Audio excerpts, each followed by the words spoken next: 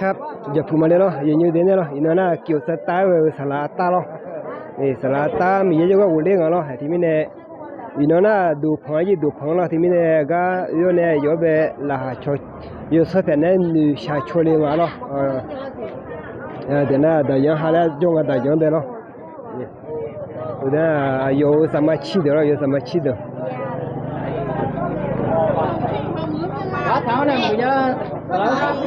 คือน่าละที่พอแล้วสลาตามาดูจักกันแล้วไอ้เยี่ยมเนี่ยเบิกทางไอ้เยี่ยแล้วก็น่าสลาตากันแล้วสลาตามีเนื้อว่าสูงเนาะมีเยอะกว่าหุ่นเลี้ยงอยู่แล้ว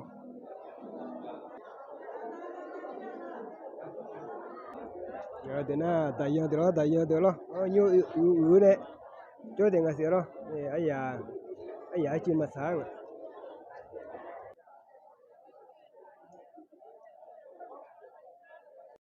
阿妈把酒楼了，记着那就瞧把咱们呢，我们阳光呢，拉入了好是เลยแต่把咱们呢，เราเคยถ่ายมิเนี่ยเราก็ขอแนะนำนะครับวันนี้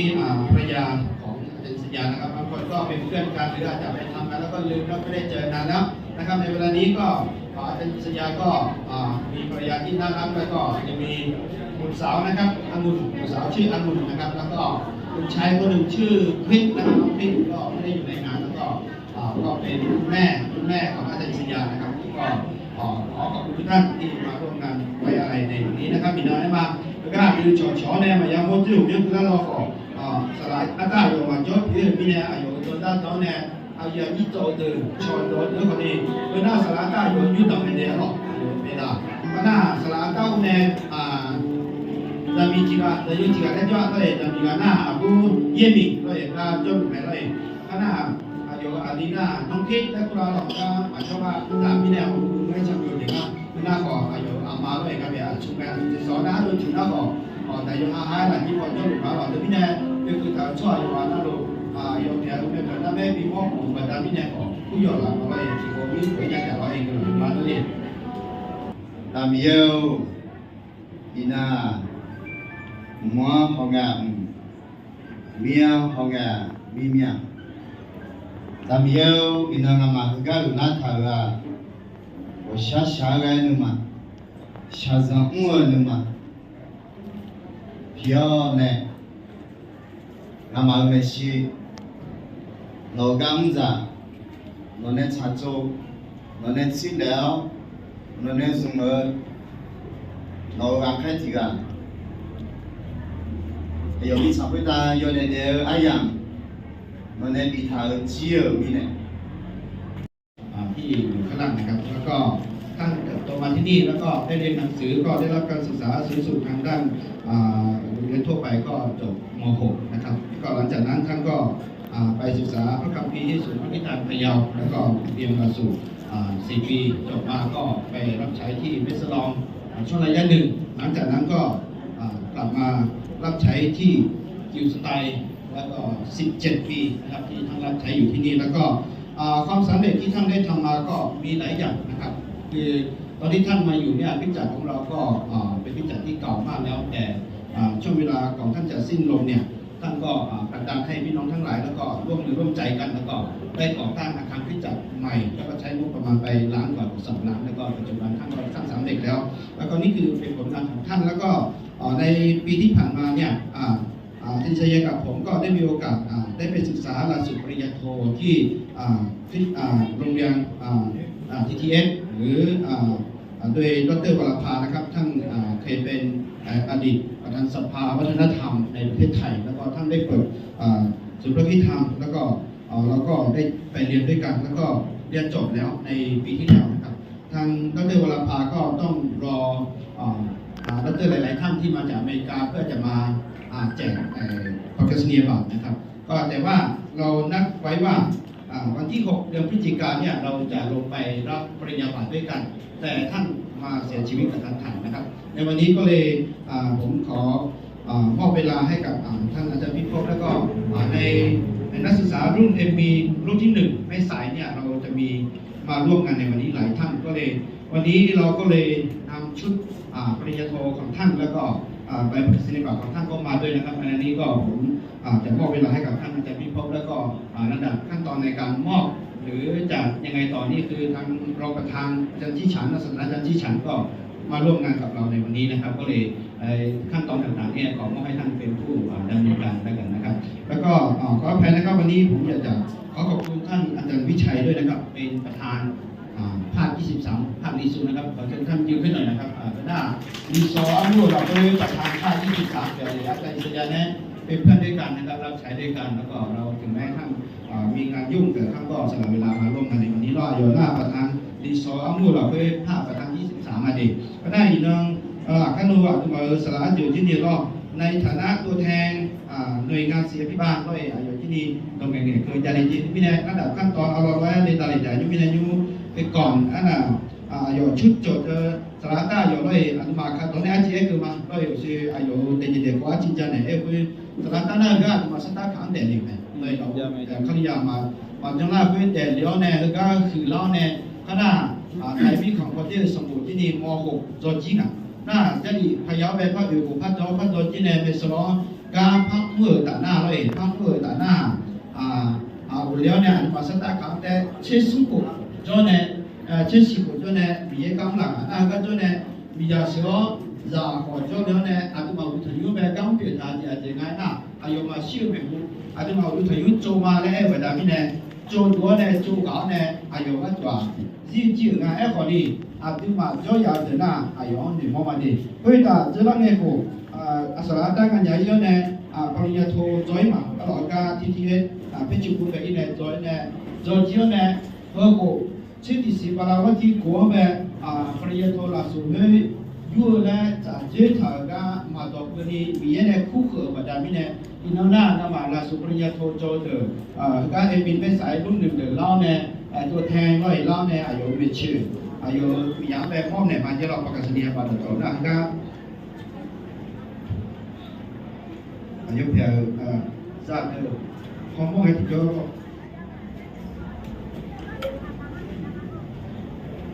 อายุอันนั้นเรียนจีรอบผลงานตลอดแต่ที่เหนือกำลังจะมีจะอาจารย์ชาวที่เหนือสายจิตรอดสกัดสีเปลี่ยนผ่านแล้วน้ำไม้ปวดเท้าเนี่ยอายุมาที่นี่ก็ตัวแทนเดี๋ยวเราเนี่ยมอบเนี่ยเรามาได้เปิดแต่พินัยยุ่งหน้าสารวัตรน้องแบะอย่างมีเนี่ยมาเดี๋ยวเรามาด้วยขั้นตอนที่เราทำแล้วจานเนี่ยมอบหน้าตัวชาติที่พัฒนาได้หน้าอาจารย์วันนี้ก็ได้รับสอนเรียนเชิญนะครับสระโลสระอาเยยี่อยู่นั่นโลเขาเนี่ยตำบลป่าเตือนแบบจิจ่าอุโลพ่อกำนันพ่อหลวงผู้ช่วยโยงานนั่นโลเขาเนี่ยจิจ่าผู้ตำบลป่าเตือนบุรีรัมย์เจนายกเขาเนี่ยสมาชิกโยงานนั่นโลเขาเนี่ยเจรักเธอส่วนชอเอาไว้ใส่ส่วนชอจีเย่เราเป็นเจ้าชอโยงานนั่นโลอีน้องนึกว่าที่สีเทาหลับไปสลาตั้งแต่จะมีแต่โยเพื่อการแต่โจยาวอามาตาใส่เดียาวโยกานั่นดูแน่ที่ก่อนว่าเมียบีที่ชอบเปียมาและสมัยยิ่งสุดจะเลี้ยวบอลเนี่ยเมียบีที่ก่อนรถสีมาเดที่พออันเดีย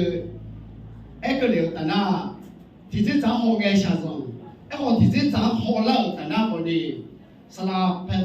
มาเพซาสลาอามาดาโอเดกาฮอนาอดิมาเยยี่วานาลุจินีโซเชียลก็ก่อตั้งแล้วเนี่ยกาโยชิวภาษาเมียเอลอีน้ที่เจสายที่เจอธิฮาจังตาเดียวละเว้ยอาเยยี่วานาลุก็ละกันท่าอายุเพซาหนึ่งคนเนี่ยละหนึ่งกับปีเนี่ยเจียเมียพี่ก็แบบกาลิเมนเอเมนทีนี้เนี่ยอินาอาเจนี่สลาต้าเก่าคนเนี่ยสลาต้าจะมีจะโยอามาตาอาเจนี่แบบเก่าคุณแม่มีอาจุงเรื่องเงี้ยอุดมเชื่อเนี่ยโลราคาเชื่อมาเดอออาเจนี่ก็ตื่นละเท่าอยู่กันนะโลโยออกเอ็น่าด้วยความรักด้วยความห่วงใยด้วยน้ำใจของพี่น้องที่มาร่วมงานในวันนี้ผมเชื่อว่า มีชัยเหนือน้ำตาของครอบครัวครับเอเมนนะครับไอ้คนนี้อีเนาะส่วนไอ้เชนเนี่ยมาอีนี่สมัยมีเย็นเนี่ยคู่โคคู่ตัวมีเยอะไอ้ยังสาระแต่นะโยกานาโลมีเยอะมีชีจะอุจจาระไหม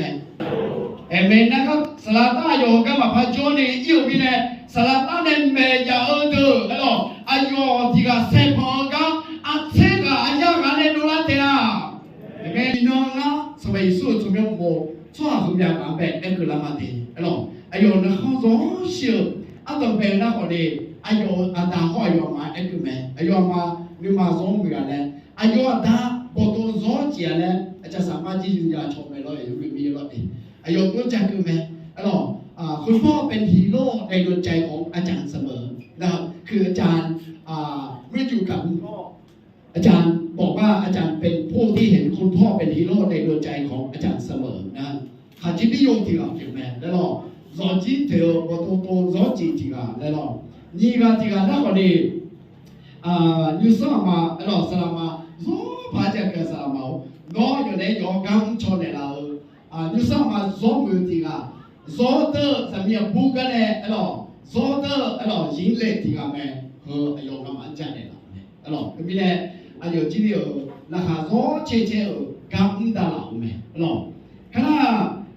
สุ่มมาที่มานะคณิตศาสตร์มูเป็นเจ็ดเดือนมึงอ่ะอุดรยุทธศิลป์โจรก็ก่อนอายุส่วนในคณิตศาสตร์มู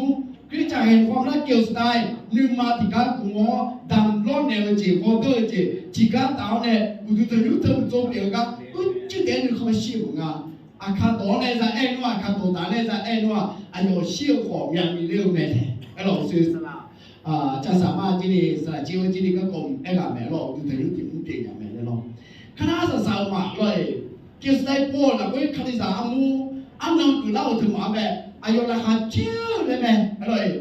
อายุมาโยนนั่นเราที่เขารู้ว่าดูแต่ยุติศิลป์เว้ยคือเราใช้ช่างมาโจก็มีเยอะจะมีแต่ยุติละเป็นแล้วราคาเชื่อเนี่ยเลยเลยแต่มีเนี่ยอินโนสลัดตั้งเนี่ยนุ่มมากางก็มาจันเนี่ยเราต่อที่พวกอินโนอายุคือแบบภาษาคือมาเดตลอดแต่มีเนี่ยอายุหนึ่งมือจีนหนึ่งตัวจีนมาของโลกจีนมาตัวโลโลกมาเนี่ยอายุหนึ่งมาแบบเราอายุของโลกจีนคนรับอยู่ในโลกจีนปีก่อนเนี่ยอายุราคาที่เช่จราคาที่เช่มัวเนี่ยอาศัยสันเลยแล้วเองจริงนะครับคือต้นฉบับจริงๆนี่คือเรายังไม่ได้เอามานะครับแต่ว่าคือในวันดังเก่านั้นคือทางสถาบัน TTS จะส่งมาอีกทีหนึ่งนะครับแต่วันนี้ก็เป็นวันหนึ่งที่ในนามของศิษย์รุ่นของอาจารย์อิสยานะครับคุณเหงาเป็นประธานรุ่นนะครับที่จะเป็นตัวแทนในการมอบประกาศนียบัตรและรองประธานนะครับศาสตราจารย์ชี่ฉานนะครับจะเป็นผู้มอบชุดปริญญาโทให้กับครอบครัวนะครับฉะนั้นเวลานี้นะครับเป็นเวลาที่สำคัญมากนะครับคือเป็นแบบอย่างที่ดีให้กับลูกๆด้วยขอเป็นกำลังใจนะครับถึงไม่ยุติธรรมที่ทางกฎหมายหรอกที่บ้านลูกเกิดที่นี่ที่ก็รู้อยู่แล้วเนี่ยหรอที่ก็รู้อยู่แล้วไอ้โยแบบนี้อธิบายรุ่นของอาจารย์อิสยานะ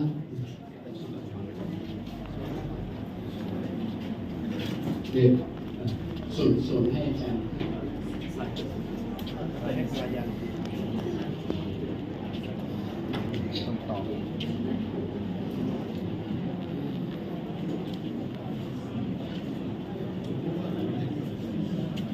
ส่วนตัวผมเองก็BTS เนี่ยผมก็เรียนรุ่นเดียวกับอาจารย์หญิงนะครับส่วนเอเมนก็เรียนรุ่นเดียวกับอาจารย์อิสยาที่รุ่นหลับแล้วนะครับ那要这样做基友，拉松拉松。มาทางนี้ด้วย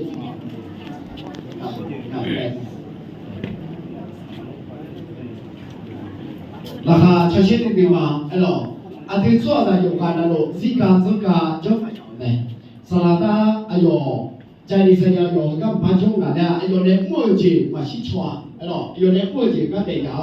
อาทิตย์การตัวเนี่ยไอ้น่ามองผ่านอีเจ้าหน้าแผ่ซ่าอย่างเนี่ยได้เลย ที่ไม่ได้เงินกันแล้วเนี่ยอาทิตย์หาไอ้หล่อยูจีน่ารู้เราไปอายุในผู้จีหรือหลอกโปรแมนได้ดี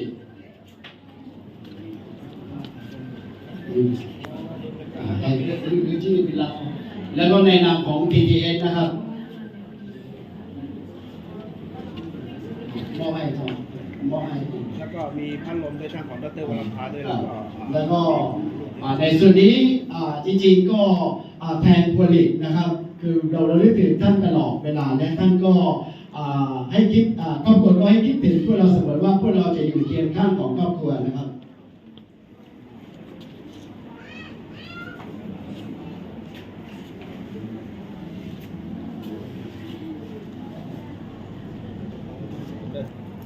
พี่น้องทุกท่านเลยนะครับแขกที่มีเกียรติทุกท่านเลยที่เข้ามาร่วมงานในวันนี้ครับงานไว้อะไรและจัดพิเศษนะครับเราในงานตัวแทนของนักศึกษาโดยตรงนะครับสถาบัน TTS ศาสนศาสตร์ไทยนะครับซึ่ง ต่อชมมาแล้วสวัสดีทุกท่านนะครับย้อนอย่าหลับไปหน้ายกอันนั้นโลคดีหลับไปโจก้าหอมอดนะสารตั้งมาเนี่ย我有个party panel， 你猜你拍过你有做好的道路，用搞做好的，你看我们呢，ราคาเช่นยารู้สึกดีใจอย่างมากนะครับวันนี้อาจารย์สยาชื่อไปแล้วก็ทางสภาก็มี 24 ภาคแต่ก็แต่ละภาคแล้วก็ผู้ร่วมงานหลายท่านก็มีตัวแทนมาร่วมแล้วก็เราก็รู้สึกยินดีอย่างยิ่งนะครับป่าวนามาพังเงินมาศึกษาชื่อเนี่ยเรียนชื่อแต่ของน้าอยู่เนี่ยที่สิบยกของเดือก็ของเดือก็คือชื่อเนี่ยมันมีอะไรเรื่องเราประวัติของท่านก็ได้พูดไปคร่าวๆนะครับแต่ผมจะพูดถึงความดีงามที่เราได้อยู่รับใช้ด้วยกัน17 ปีนะครับสลาต้ามาเนี่ยจุฬาอุตนาสลาต้าอายุคือการเดียวคือการกุลาอามาดานเนบิโตจุงอโฮมีเยอะการอุ้งเนี่ยต่อลูกอัตโนเพจิกูเนี่ยก็อาจารย์ชยาก็อย่างที่ผมได้พูดไปนะครับได้เกิดที่นี่เติบโตที่นี่แล้วก็พ่อแม่สนับสนุนให้เขาเข้าโรงเรียนแล้วก็ได้เรียนสมรคิดธรรมแล้วก็ได้มาร่วมรับใช้ในพิธีแห่งความรักคริสต์ไตนะครับงั้นมาพิงกันอายุวิชุพิงเวลเลย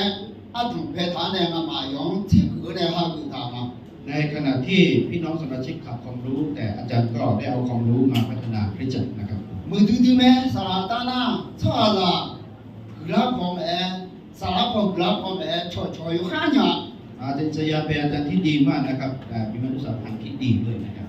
ชาลิจุลิวของก้าวของน้ำมาที่เจมาได้อายุอุดุทั้งยงก้าวผู้ก้าวดูแลแต่นะเวลามีการมีงานอะไรก็ท่านก็เป็นคนที่กระฉับกระเฉงแล้วก็ไม่ค่อยมาตกงานถึงมือผู้ร่วมงานที่สามก็ท่านเป็นคนขยันนะครับแล้วถ้าอายุอยู่หุ่นยังมุ่งจิ้วไหมท่านเป็นคนนำหน้านะครับขออีกน้อง这时候啥的湖呗，哎呦啊，那把年我一拿，俺他妈老朋友下回来他妈么子，ตลอดเวลา17 ปีได้อยู่รับใช้ด้วยกันแต่ปีสุดท้ายที่ได้อยู่ร่วมกันก็เลยรู้สึกใจหายนะครับ哎呦那ที่เขามาเป็นอะไรเสียอย่างนี้ตัวสารพัดอย่างนั้นอะไรรู้ไหมอาจารย์สยาเนี่ยเจ็บป่วยที่ออกอาการนี่ยังไม่ถึงปีนะครับเวลาที่สี่จริงๆแต่นี่ช่วยได้มาแล้วก็เวลารักษาโรคก็ใช้เวลา10 กว่าเดือนไอ้เรื่องหน้าหัวหน้าได้ไหมจริงๆแล้วไอ้เรื่องทางการเนี่ยไม่ได้ละผมได้พูดเมื่อกี้นะครับอาจารย์สยามเนี่ยไม่อยากเปิดเผยจุดอ่อนของตัวเองให้คนอื่นรู้นะครับไม่ค่อยบอกว่าตัวเองป่วยนะน้ำไอ้เรื่องชีวมาบ่อยไอ้เรื่องเพลงไว้ชีวมาบ่อยไอ้เรื่องเพลงไอ้เรื่องอยู่มาสร้างอะไรจริงๆพิศาอะไรลูกแพรว่าถอยกันติดละมีเนี่ยพวกเราไม่มีใครคิดด้วยซ้ำว่าอาจารย์สยามจะจากไปเร็วขนาดนี้นะครับแม้แต่ภรรยาเขาก็ยังไม่คิดว่าต้องไปเร็วขนาดนี้นะครับน้าไอ้เรื่องมาไอ้เนี่ยโมทีเจไอ้เนี่ยนะน้องมาวิวขาและไอ้เนี่ยมองเลยโยนเอาอาจารย์สยามพูดตลอดเวลาว่าให้เรารักซึ่งกันและกันนะครับให้เรารักซึ่งกันและกันคดีสามอายุเจ้าเนี่ยก็พังอะไรไอ้โยนน้องน่าดูฉันเดียวอายุเจ้าเนี่ยกิเลสดาราพังอะไรโยนน้องน่าดูต่อเดียวเล่มเดียวเอาไหมครับพี่อาจารย์สยามกำลังกวาดถึงการพัฒนาและการเจริญเติบโตของพิจักรบ่อยๆนะครับเดี๋ยวสารที่พอน้องมาอันนี้ว่าชีชาที่พอหลังอะไรเนี่ยขอ แต่สารที่พอคือมาลุล่ามาสีนะเลยเชียวนะมาเอาด้วยหลังเดียวอยู่ละ เจษยาพูดบ่อยๆว่าในการดำเนินชีวิตประจำวันของพี่น้องเนี่ยรู้สึกพัฒนาและเจริญแล้วแต่ว่าในด้านจิตวิญญาณของคริสตจักรเนี่ยยังรู้สึกอ่อนแออยู่ อายุเนี่ยเล่มเนี่ยอุ้งเกล่าเอ้อุดุทยุตัวแม่คดีสามมุ่งหลักอุ้งเกล่าแม่ยอเจน่ารู้นึกทุ่งเจเพียงล่าด้วยอายุวันนี้ช่องหาดูว่า แต่ที่อาจารย์อิสยาได้พยายามแล้วก็เสริมสร้างคริสตจักรและปรับปรุงหลายๆอย่างท่านก็ได้ทำในส่วนที่ท่านคิดหวังไว้สำเร็จแล้วแต่ท่านก็จัดไปแล้วนะครับ คือชอเลยนะมีเหตุการณ์จะฉุกคิดมา ในด้านนี้เราก็ขอบคุณพระเจ้านะครับ ไอ้คนนี้คดีสามมุ่งมาเจียสิอายุเนี่ยเป็นเดียวยาวอายุเนี่ยเล่มทากายี่ช่องใจอย่าง แต่ก็ในแผนงานที่จัดเตรียมไว้มี2อย่างที่ยังทำไม่เสร็จนะครับ ทิวน่าเขาจะแต่ยุ่งสลายจะยุ่งเนี่ยคือก็มาดูดูหลักไปอายุมาองจีมีเนี่ยคือหลักไปคดีสามไทยอาช่องมา ที่พูดถึง2อย่างนี้ก็คือห้องครัวแล้วก็บ้านภาษีพิบาลยังสร้างไม่เสร็จแล้วก็ท่านก็ไปแล้วนะครับ ยี่ข้อผิดข้องั้นมาคดีสามตั้งตื่นแต่หรือเนี่ยจ่อมังเออเราพอที่ถ้าเธอต่อลูกคดีเราดูถึงยุ่งที่สีได้มากูเราพออายุมาสภาพพัสสอบแบบอุ้ยหมดยาแล้วเอวไปก้ามาองจีอาสิ อย่างที่2ก็คือพี่น้องที่มาเป็นคริสเตียนอยู่บ้านล่างนะครับ ก็ยังไม่มีต้นสังกัดก็เลยอยากจะฝากเป็นประชาสัมพันธ์ประสานงานให้ด้วยที่อยากจะเข้า52ก็ฝากไว้ตรงนี้มาครับ เพื่อมีเนี่ยอาทิมาอยากยิ่งตัวสภาพพัสสอบประเทศจ่อต้องเงินชอตัวแม่สมบูรณ์จ่อตัวแม่อยู่มือแล้วที่กูชั้นอยู่เนี่ยก้าวได้อะไรมา ดังนั้นก็เลยงานที่อาจารย์สยามฝากไว้ก็ให้เราไปสานต่อนะครับเราช่วยกันนะครับเราช่วยกัน คือเราคือมาสารตั้งมาเนี่ยคือยังมีมือจ่ออีน่ามาเนี่ยบ่อยมาอยู่จ่อลงเลยนะนี่ถุงข้าวสารยาเลยนี่ไม่อยากอย่างนั้นหรอกอย่างเนี้ยบ่อยหรอกเพื่อน สิ่งหนึ่งที่อยากจะกล่าวถึงท่านอาจารย์สยามก็คืออยากจะขอบคุณในความดีและก็ความพยายามในทำงานหนักให้กับคริสตจักรของเรานะครับ แต่ความมือดื้อๆจริงว่าสารมาจ่ออย่างนี้นะ แต่ตอนนี้ก็รู้สึกว่าขาดผู้นำแต่เราก็ยังขอบพระเจ้าที่อาจารย์หญิงก็ยังอยู่นะครับยังอยู่กับพวกเรานะครับ สายก็พลตัวมันจะใช่ เรื่องการรับใช้ในคริสตจักรเราก็ไม่กังวลมากนะครับ ไอ้เขา我不知道我们现在想念 แต่ในด้านการปฏิบัติภาคสนามจริงๆเวลาลุยงานจริง ๆ ก็รู้สึกลำบากแต่นิดหน่อยนะครับ ไอ้เขาสารตาเอ้มามาที่ว่าเขาเยซูเนี่ยเนี่ยทำเลยงั้นมาเขาเลยมาที่ว่าเขามาที่ว่าเขาเนี่ยตัวตัวอยู่แล้วก็ได้เอาแต่นะน้องมางานสามารถสอนอะไรชอบหมดเลย ก็อย่างที่พระเยซูได้พูดถึงให้เรารักซึ่งกันและกันถ้าเรารักซึ่งกันและกันเขาจะเรียกท่านว่าเป็นบุตรของพระเจ้าดังนั้นเชื่อว่าคริสตจักรจะรวมเป็นหนึ่งเดียวกัน เลี้ยงดูพ่อสามาเอาดูตัวอยู่สิ่งนั้นนี่มาครูชักชวนได้ละ แล้วก็อยากจะให้พี่น้องอธิษฐานเพื่อการรับใช้ต่อไปข้างหน้าทั้งเผื่ออาจารย์หญิงด้วยนะครับ คือเรามาเมียนี่จะมันใช้ยาคือเราเคยอยู่อันดาลุงมีเยอะกว่าเลย ก็ขอบคุณมากนะครับข้าพเจ้าก็พูดไม่ค่อยเก่งนะครับก็ขอบคุณมากนะครับ ลบยุงบาเลียมาเลยลบยุงไปเลยเนาะขอจะได้ไม่เนี่ยลบยุงไปยับบับคนนี้มาเคยสุสานเคยสู่ไปสุสานนะอย่าเยอะที่เธอที่โกชอบบ้านเนี่ยไล่อย่างนี้เธอก็ไอ้ไ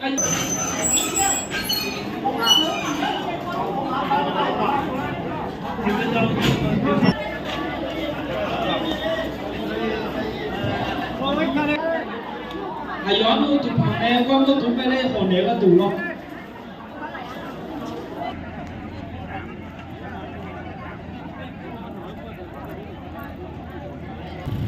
ไป